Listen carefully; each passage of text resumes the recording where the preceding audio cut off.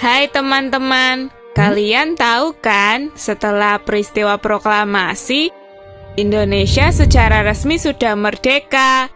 Tapi masih ada aja loh pihak asing yang tidak mengakui kemerdekaan Indonesia. Masa sih Om Patok? Emang mereka masih mau ngejajah Indonesia lagi ya? Iya, Danang. Dan itulah yang mengawali perjuangan rakyat Indonesia mempertahankan kemerdekaannya. Terjadi perlawanan di beberapa daerah. Salah satunya di Surabaya.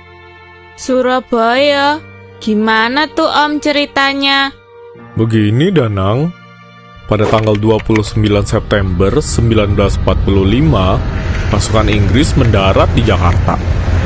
Pasukan ini dipimpin oleh Jenderal Inggris bernama Sir Philip Christison. Tapi kedatangan tentara Inggris ini diboncengi oleh Nika, dan rakyat sangat marah waktu itu. NICA itu apa? Nika adalah pemerintahan sipil yang dibentuk oleh Belanda dan berpusat di Australia. Terus Om, kenapa rakyat jadi marah? Soalnya Nika memberi bantuan senjata pada Kenil. Hah? Apalagi itu Om KNIL? Kenil adalah tentara sewaan Belanda yang berisi orang-orang bekas tahanan Jepang. Oh, gitu toh. Lalu? Di lain kesempatan, yaitu pada tanggal 25 Oktober 1945, pasukan Inggris lain mendarat di Surabaya. Kali ini, pasukan dipimpin oleh Brigadir Jenderal Albertine Walter Southern Malaby. Wakil pemerintahan Republik Indonesia dan sang jenderal mengadakan pertemuan dan sepakat untuk saling menjaga keamanan. Jadi, pasukan Inggris diberi wewenang untuk menyerang tentara Jepang dan juga membebaskan tawanan perang. Ternyata Inggris mengingkari janjinya. Serangan pertama dari tentara Inggris dipimpin oleh Kapten Shaw dan mereka menyerang penjara Kalisosok pada tanggal 26 Oktober. Di sana, ia berhasil membebaskan Kolonel Huyer yang dulunya ditawan Jepang. Keesokan harinya, tanggal 27 Oktober, tentara Inggris menguasai pangkalan udara Tanjung Perak, kantor pos besar, dan gedung Bank Internatio. Pihak Inggris menyebarkan pamflet berisi perintah agar rakyat Surabaya dan Jawa Timur menyerahkan senjata-senjata yang dirampas dari tentara Jepang. Walah, tega banget ya. Tapi aku yakin rakyat Indonesia pasti nggak nyerah gitu aja. Ya kan, Om? Bener banget itu. Makanya dari tanggal 27 sampai 29 Oktober terjadi pertempuran hebat loh antara pasukan Inggris dan rakyat Surabaya. Tempat-tempat yang tadinya dikuasai Inggris akhirnya direbut lagi sama rakyat. Jadi Inggris udah kalah dong Om. Hampir kalah, Danang. Inggris kan termasuk salah satu negara sekutu. Jadi pihak Inggris minta bantuan ke komandan sekutu agar bisa menghubungi Presiden Soekarno. Baru deh habis itu, Presiden Soekarno bersama Muhammad Hatta dan Menteri Penerangan yaitu Amir Syarifuddin mengadakan perundingan dengan Brigjen Malaby. Lalu, keputusannya apa, Om? Tanggal 30 Oktober, Inggris dan Indonesia sepakat untuk menghentikan pertempuran. Tapi, tiba-tiba di hari yang sama jam 5 sore terjadi lagi pertempuran di gedung Bank Internatio. Dalam pertempuran itu, akhirnya Brigjen Malaby terbunuh. Aduh, kejadian itu pasti bikin pasukan Inggris kaget. Iya, Danang. Dan karena peristiwa itu, pada tanggal 9 November, Inggris mengeluarkan ultimatum atau peringatan dengan ancaman. Isi ultimatumnya begini. Semua pemimpin dan para pemuda Indonesia harus menyerahkan senjatanya di tempat-tempat yang telah ditentukan. Kemudian menyerahkan diri sambil mengangkat tangan selambat-lambatnya pukul 6 pagi tanggal 10 November 1945. Jika sampai pada batas waktunya tidak menyerahkan senjata, Surabaya akan kami serang dari darat, laut, dan udara. Loh kok gitu Om? Rakyat kan udah bersusah payah merebut kemerdekaan. Benar itu. Makanya, Gubernur Jawa Timur dan tokoh-tokoh lain sepakat untuk menolak ultimatum tersebut. Rakyat pun dilindungi oleh pasukan Tentara Keamanan Rakyat yang dipimpin oleh Kolonel Sungkono dan Tentara Republik Indonesia Pelajar yang dipimpin oleh Mas Iman. Para pejuang berteriak, lebih baik mati daripada dijajah. Merdeka atau mati. Wih, gagah berani ya para pejuang kita itu. Iya dong. Tapi, karena penolakan tersebut, terjadi perang besar pada tanggal 10 November. Jumlah tentara Inggris mencapai 10.000 orang loh Danang. Tapi, rakyat berhasil menahan serangan tersebut selama 3 minggu. Tapi, senjatanya Inggris kan pasti lebih bagus ya, Om.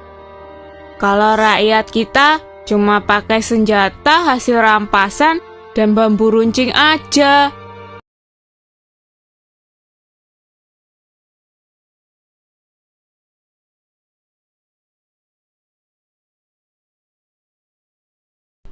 Sebelum Bung Tomo berada di sini, perjalanannya bermula sebagai jurnalis.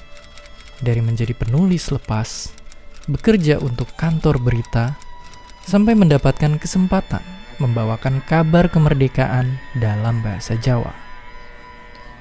Namun sayang, berita kemerdekaan belum jadi akhir manis bagi rakyat Indonesia. Sesaat setelah proklamasi dibacakan, Indonesia lagi semangat-semangatnya nyibarin sang saka. Namun di suatu hotel, bendera bercorak lain malah berkibar di langit Surabaya. Pemuda yang baru ngerasain bebasnya kemerdekaan, ngerasa terhina dan ngelawan sampai bendera sang lawan berhasil dihilangkan. Peristiwa itu bikin rakyat Surabaya menjadi waspada, karena mereka tahu sang pendatang bisa saja kembali untuk menjajah. Di sisi lain, pasukan sekutu datang ke tanah Jawa. Katanya mereka datang dengan tujuan yang netral. Tapi tentu, kedatangan mereka bikin pihak Indonesia curiga. Takut ada sang penjajah lama membonceng di belakang. Dan benar saja, terjadilah berbagai gesekan dan ketegangan.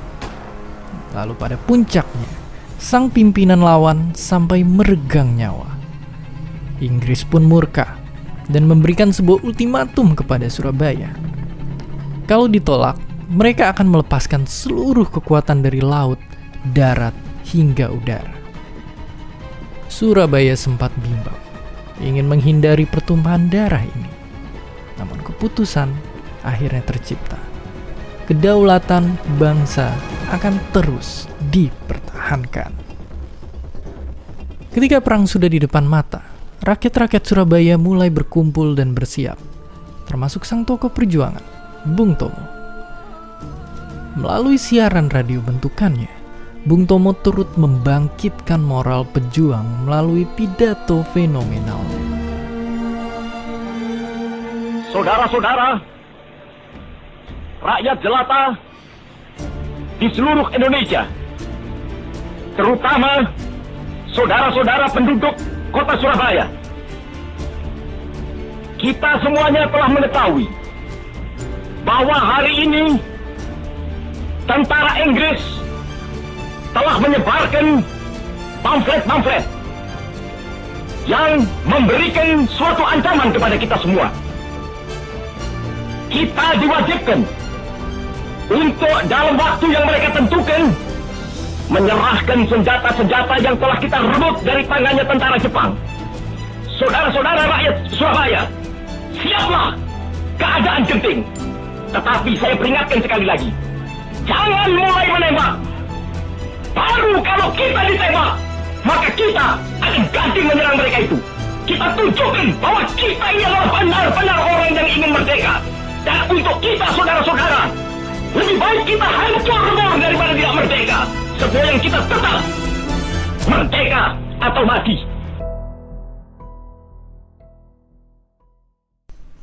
Hari pertempuran pun datang. Para penduduk Surabaya memegang senjata di tangan. Pemuda yang telah bergotong royong semalaman telah siap menghalau lawan. Saat itu pasukan Indonesia terdiri dari banyak elemen.